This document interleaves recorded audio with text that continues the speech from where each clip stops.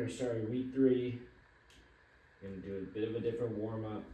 Get everything ready to work. Sit on both sides. Drive your legs in and out. Take your time here. Again, on each side. This might be a bit too heavy for some of you, but just getting used to it. Chest up. RDL.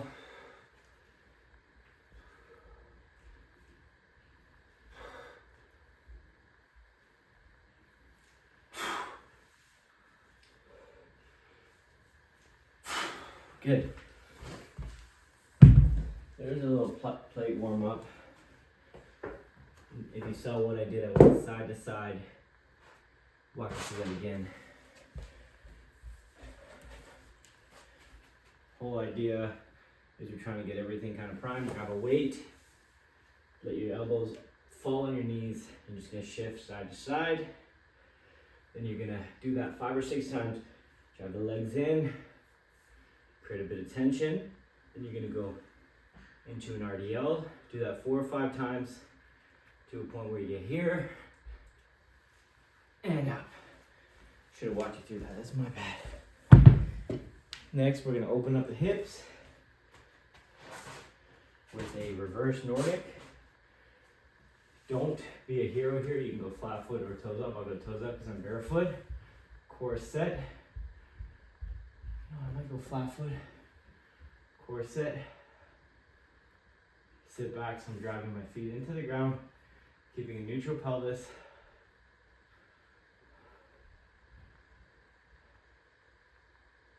Three. Can touch your pelvis a little bit, opening up the quads. 4. And 5. Good, that's number 2. Number 3, we've done this before, but we're gonna use the rack or something to help us get into position, get into a deep position, sit, go a couple, but really focus on one side.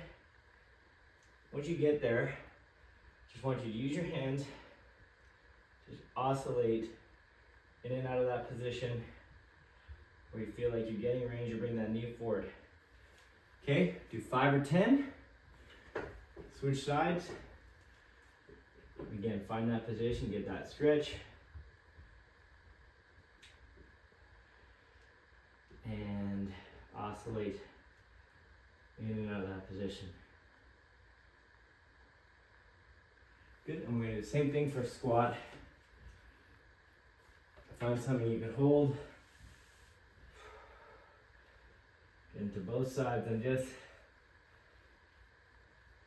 oscillate out of that bottom position. If you want to make it harder, you can actually push up to find range, but keep a good torso. Do 5 or 10. Good. So I want you to do that through 2 times. Second time is going to be a little bit easier. First time through is our way to get into the pattern. All right, so now what we're going to do is we're going to get the core nice and going before we get into our first power circuit. So we're going to do a GH iso hold. It's a little bit too close. If you don't have this, you can find an alternative with a Swiss ball. But we're going to do a glute ham hold for about 45 seconds.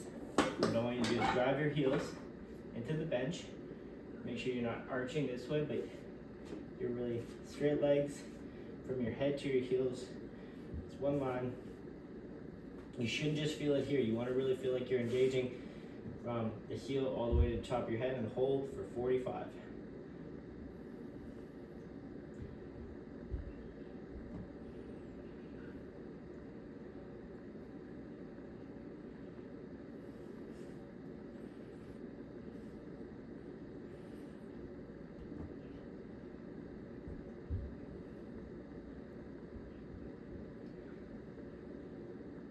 I don't have my clock, so let's say 15 more seconds.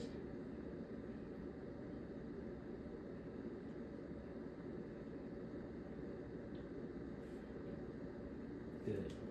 Now, we're going to do that, and we're going to do it with a lateral a GH lateral hold as well. So again, driving the feet into the roller, core set, and hold. I'm gonna hold for about 30 seconds. If you can't get to 30, that's okay, but you wanna make sure from your head to your feet, you're straight line. You're not here, you're not here, you're just holding for 30.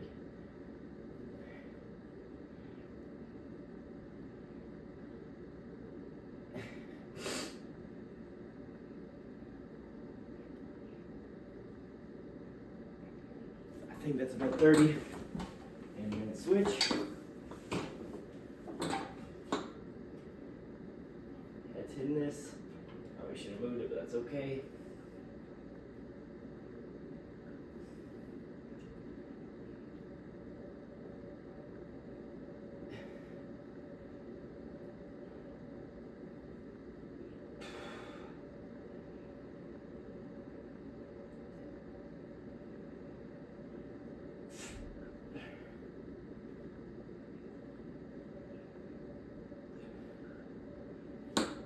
Good.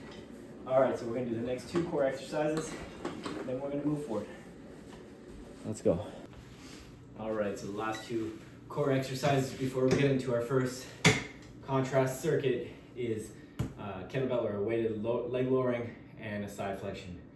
You'll notice I love doing a lot of core work, not to fatigue, but core work to really make sure the torso of the core is primed before doing any heavy strength work or power work.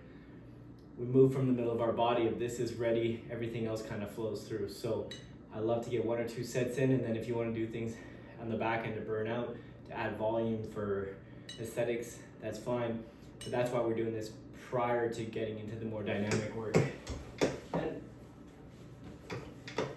ready? Drop back. 8 to 12 depending on the weight.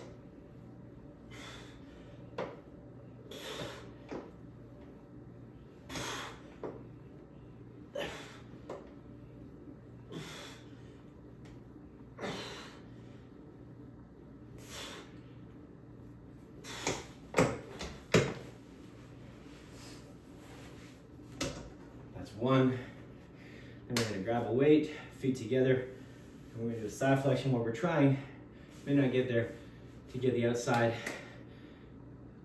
to get your hand to the outside of your knee. If you have a shorter wingspan, me, you may not get there. If your arms are long compared to the rest of your body, it may be easier. You might be able to find more range. Meet yourself where you are. So between 2 panes of glass,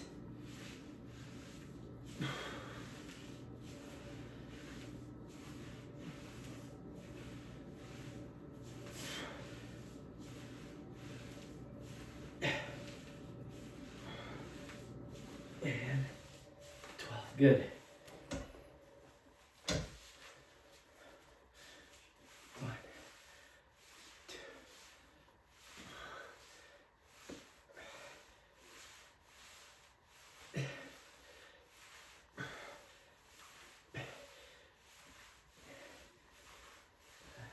11 and 12. All right, let's get to our first circuit.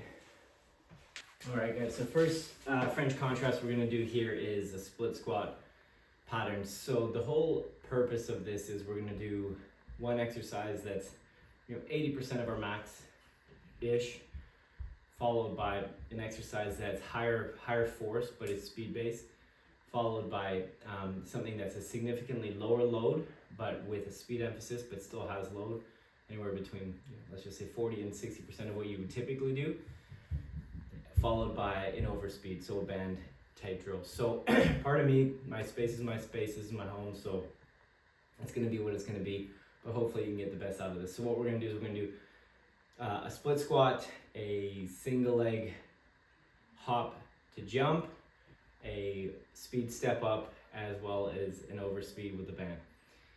Again, hopefully, my head will be cut off a little bit, but you'll understand what we're doing. We're gonna spend at least 30 seconds in between sets and a good 2 minutes between the 3 sets. Okay, so we're gonna start off here. Get my split squat ready. Rear foot elevated split squat. Get set up. 1, 2, 3, 4. Feeling good. That's heavy. 1, 2, 3, and 4. Good. Now, that's 80 pounds for me, which is right around close to what my max would be, maybe a little bit less than 80, but we understand in general what I'm looking for. So if I had a box, I would for sure create more distance and a higher box, but for the sake of this video, I'm doing a forward hop straight up. Okay? When I'm doing it on my own, I'll go further and try to get a bit higher. But just because your box is this high, doesn't mean you have to jump this high. You can jump just this high, just be aware of it. So we get a slow motion, okay?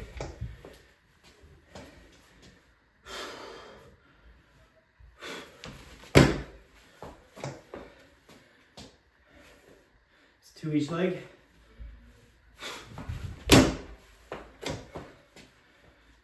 I like that horizontal distance, especially if you think of you're doing jump training, like that second to last step's a nice long step, right? Whether it's single leg or double leg, that penultimate step. So it's good to be comfortable transferring from horizontal to vertical. Good. Again, awful example, but you understand where we're trying to go with that, okay? And this isn't as heavy as I go, I'll probably go a bit heavier. But I'm gonna go barbell, go dumbbell if you don't have a dumbbell. Get set up. Unload, you're gonna push into that front leg.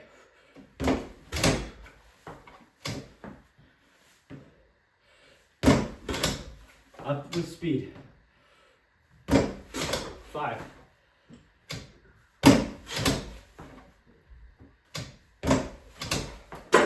Good, I'm hitting something. It's okay. Control on the way down.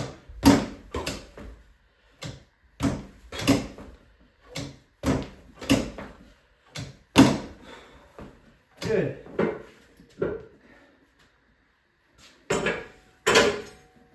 Wow. And our last drill here, which we have done in the past. If you have a band, use an elastic band.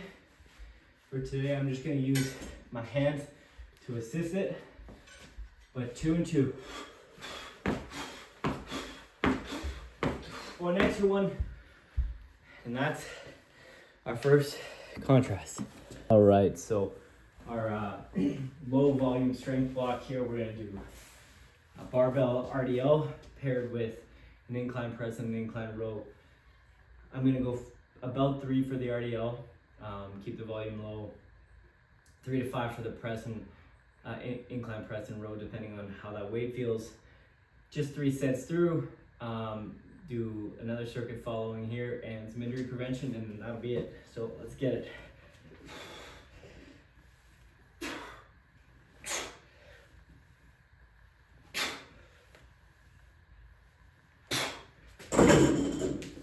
Good. Good break in between.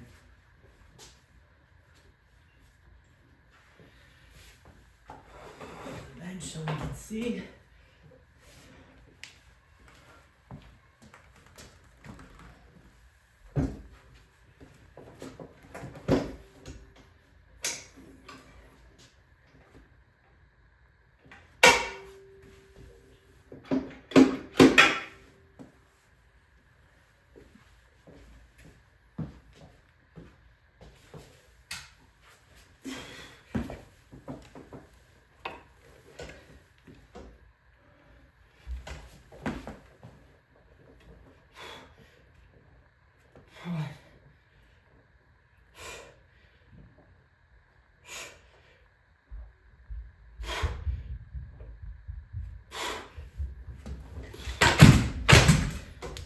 Get the row, not gonna be a good angle, but basically, keep your chest in here, tuck the chin in.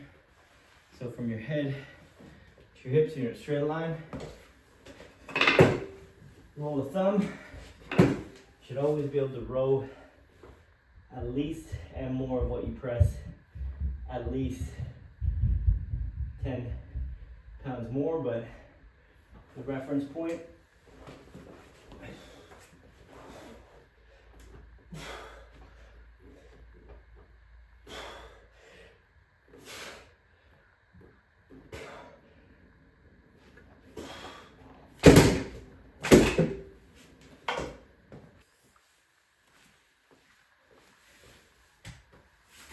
All right, third set, we're gonna do our lateral lunge. I'm gonna go this way so I can actually go. Remember, drop, pop out, push off this leg.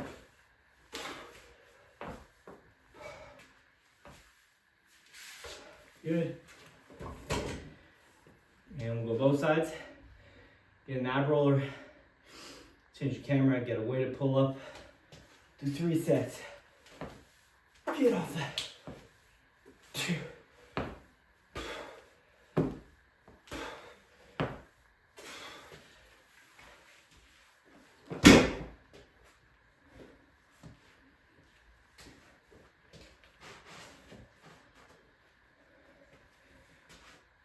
Where's that ab roller?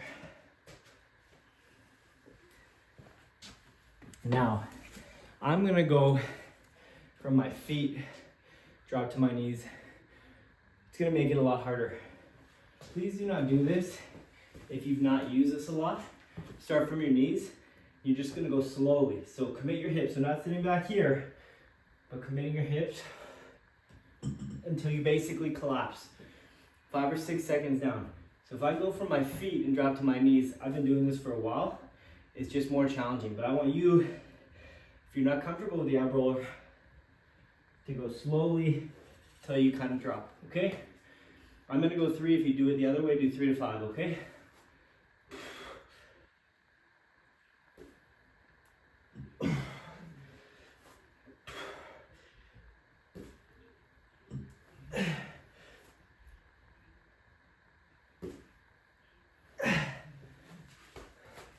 And then the last exercise is our weighted pull up.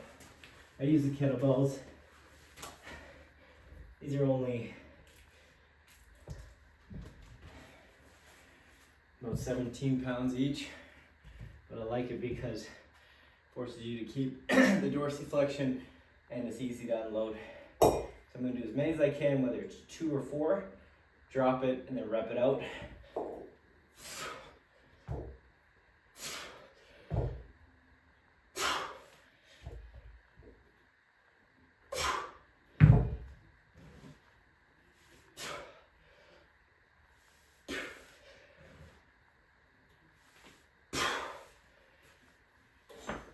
Good. 3 sets through, injury prevention, and that's our day.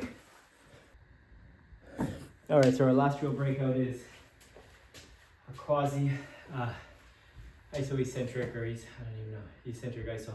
We're gonna hold a heavy load until we get close to failing.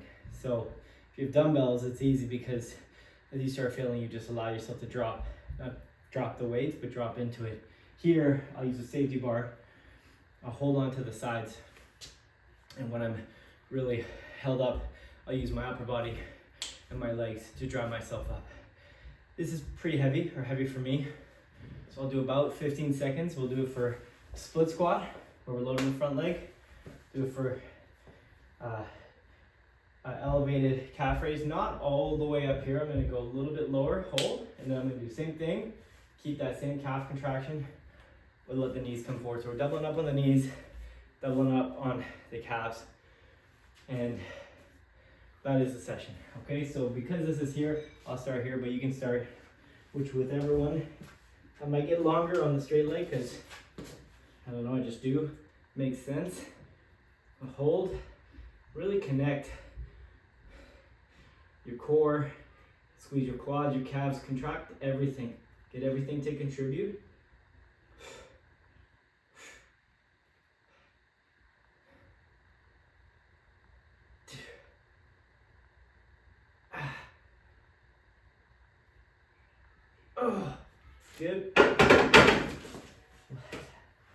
yourself about 30 seconds.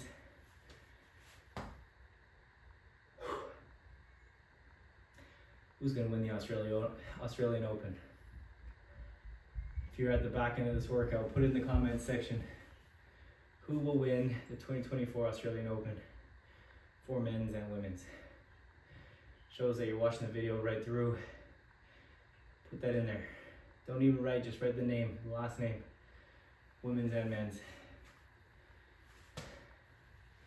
If you get it right, or you get one of them right,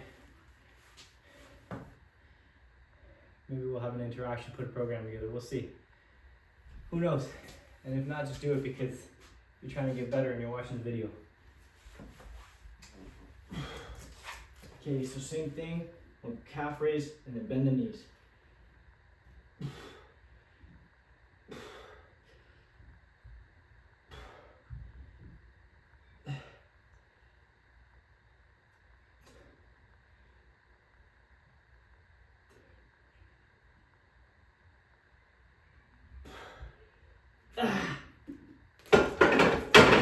That one's definitely harder.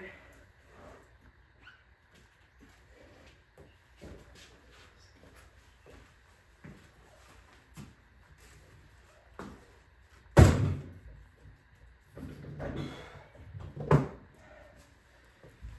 finish with a split squat. Everybody's favorite.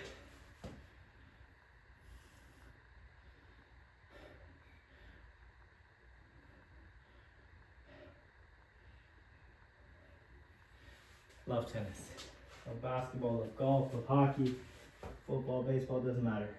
Sports are great, training is great. All my stuff so far has been about training, but the reality is I started training because I love sport.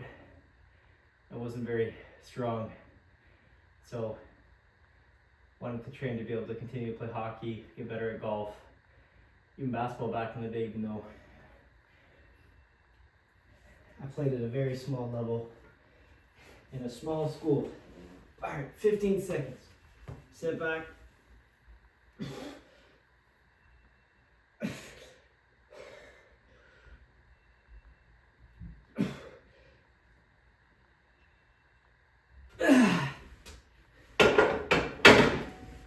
Myself school, I mean Canadian high school. So love the sport, put my head through a wall for a loose ball, but can't call myself a basketball player, that'd be lying. The sports are great. A lot of people ask me, like, how does this transfer to soccer? There are a lot of things that you have to consider for specificity, but a lot of what we're doing will transfer to general athletics. If it's soccer, if it's trying to get faster, obviously it's a no-brainer. Jumping for a free kick, getting up, get your head on the ball, battling, it's all tied up.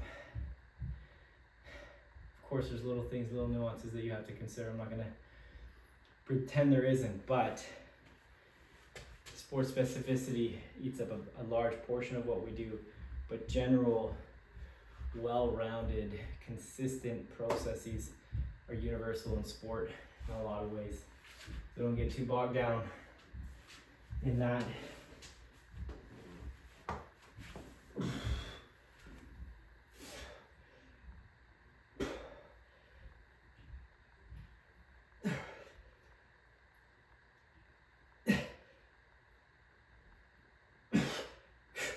That's it. That's all I got. See you tomorrow.